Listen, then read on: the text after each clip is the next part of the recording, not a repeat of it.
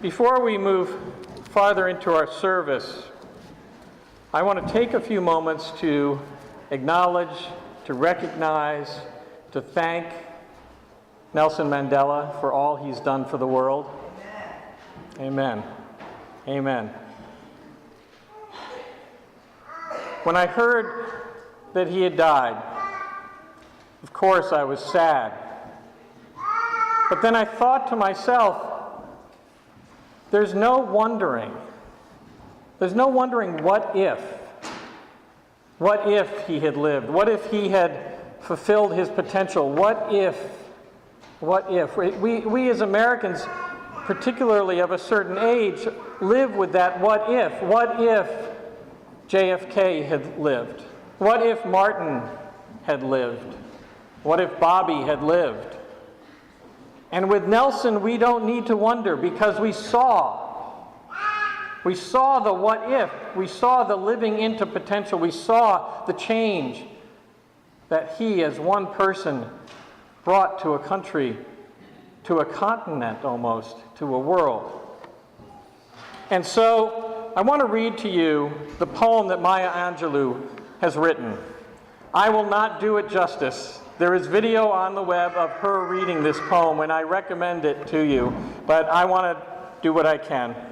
So this is for Nelson Mandela, the poem by Maya Angelou entitled, His Day is Done.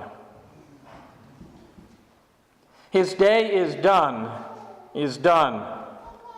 The news came on the wings of a wind reluctant to carry its burden. Nelson Mandela's day is done.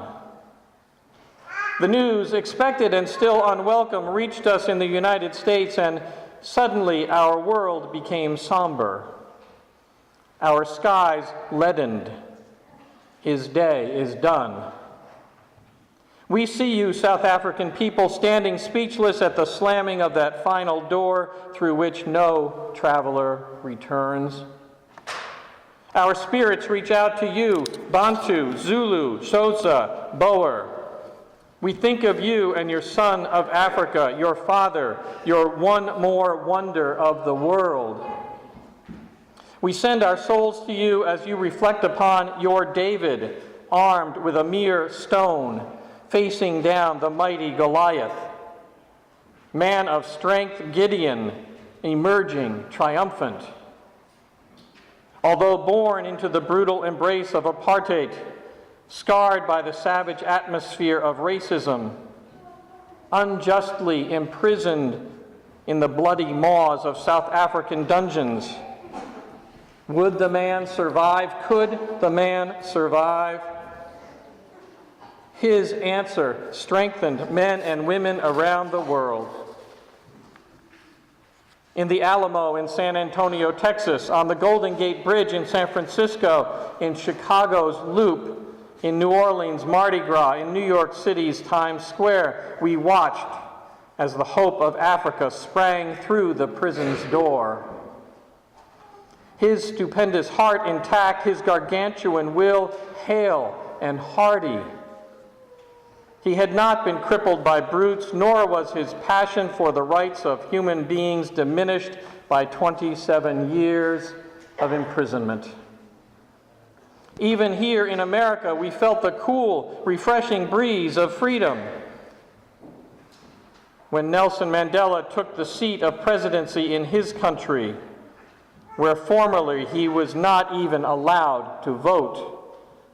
We were enlarged by tears of pride as we saw Nelson Mandela's former prison guards invited courteously to watch him from the front rows his inauguration. We saw him accept the World's Award in Norway with the grace and gratitude of the Solon in ancient Roman courts and the confidence of African chiefs from ancient royal stools.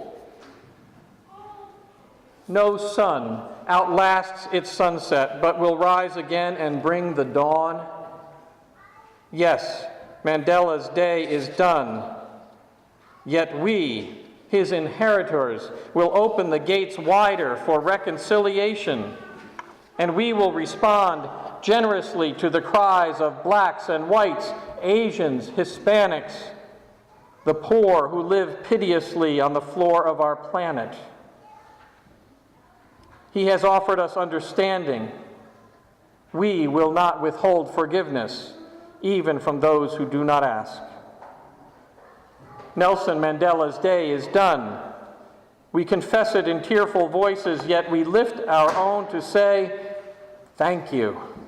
Thank you, our Gideon. Thank you, our David, our great courageous man. We will not forget you. We will not dishonor you. We will remember and be glad that you lived among us, that you taught us, and that you loved us all. The words of the poet Maya Angelou. As I noted at the outset of our service, this year Hanukkah came early, the earliest in our calendar that it comes. But I want to offer today as our reading a Hanukkah blessing written by Professor Ibrahim Abdurrahman Farajeh, who is a professor of cultural studies and Islamic studies at the Star King School for the Ministry. Professor Farajeh writes, in this season of the play of darkness and light, of death and rebirth, of the many and of the one, may we be blessed to be the people of light, those who carry within us and body forth into the world light upon light. In these times of brokenness, alienation, fear of each other, fear of fear, may we be blessed to find our inner tzaddik of all genders. May we be blessed to go to the places where we are called to release and raise divine sparks. May we liberate those sparks of light wherever we go, especially amongst those and in those places that are the most forgotten and ignored. May daylight break in the middle of the night and turn into day, a night which is still there, but which becomes a night of light, light upon light. May we, as people of the wisdom of the heart, be blessed to draw near, like our many holy ancestors, to the brilliant luminosity in darkness and the brilliant darkness in luminosity. May we, like the lights of Hanukkah, which shine towards the outside, be blessed to have inside become outside and outside become inside, both dwelling and indwelling radiantly together. May we then be blessed to go together into the world as bold tikkun olamologists, healing the world, transforming the world as we transform ourselves, light upon light. May we create a world where beings of all species go from strength to strength in blessed harmony, with light before us and behind us, above us and beneath us, on our left and on our right, within us and outside of us, light upon light. I think I heard Bill Clinton call that the one and done chorus. But I think, Bob, you might want to take some names there. Thank you, Dan. You got that under control? Even a little lower. Thank you. So imagine you're sitting in a theater. You've got great seats. You're in the second row, right on the aisle, and you're waiting. You're waiting to see a performer that you've heard about your whole life. Soon, the house lights dim and the stage lights come up, and he walks on stage. There he is, right before you, this man who you've heard so much about.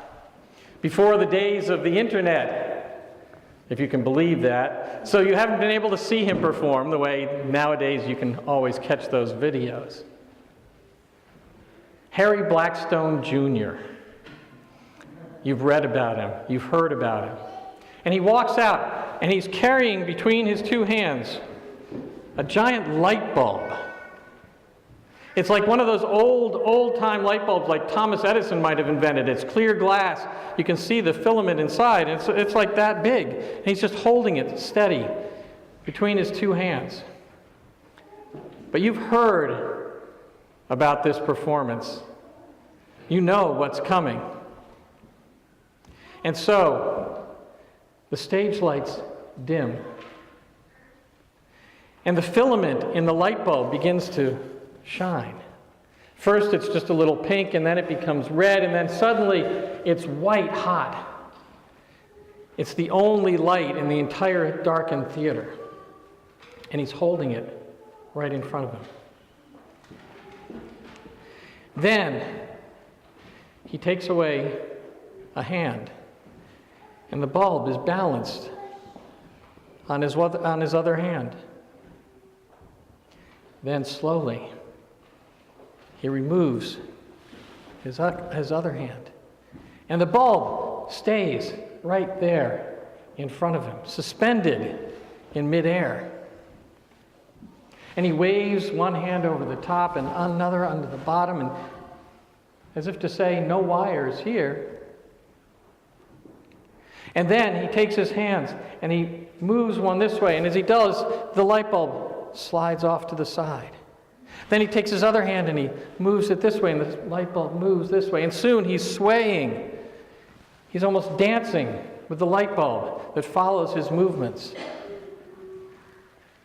And then he stops, and the light bulb stops, and he stands still. But the light bulb does a full 360-degree turn around him. It is amazing. It is magic. But then, with the light bulb in front of him, he does something unbelievable and unexpected.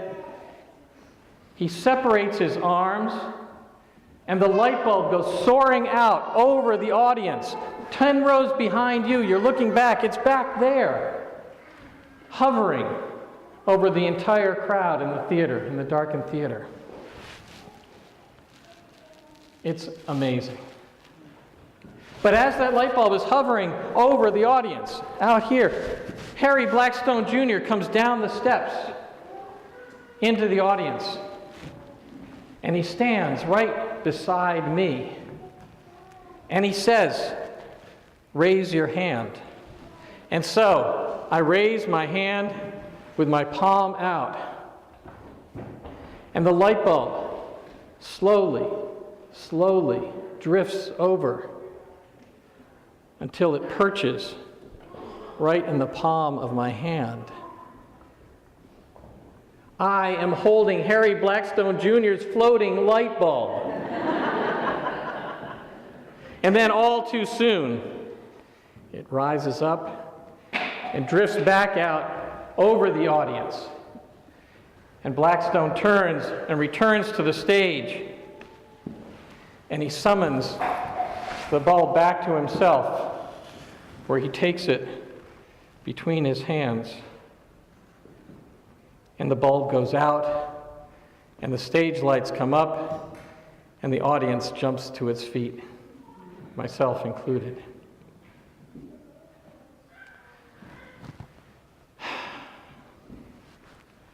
Did Harry Blackstone Jr. have magical powers? Was he able to conjure up a spell that suspended the laws of gravity and physics? Of course not. There is some method to this illusion of the floating light bulb, and I'm sure if you went out on the internet today, you could probably find an explanation, but who would want to do that? Who would want to know how that was done? Certainly not me. I no more want to know how that light bulb flew out over the audience and landed in my hand and took off again than I want to know how any other magic trick was done. How David Copperfield flies, or Chris Angel, who's a current magician, made 4 elephants that were standing in the middle of a football field just simply disappear. Who wants to know how these things are done? I want some magic in my life. This is the season of miracles and magic. It's the season of the angels of a messenger from God coming down to speak to a young girl, of a baby being born in a stable, of a star, a special star in the east, of an oil lamp with only enough oil for one day, lasting a full 8 days. It's the season of miracles. And there are many among us who have no trouble believing in these miracles. Just look around. There are a lot of them here in the sanctuary today. As Unitarian Universalists, we pride ourselves on being rational. We say we don't have to check our brains at the door when we come to church. And that is a good thing. That is a good thing.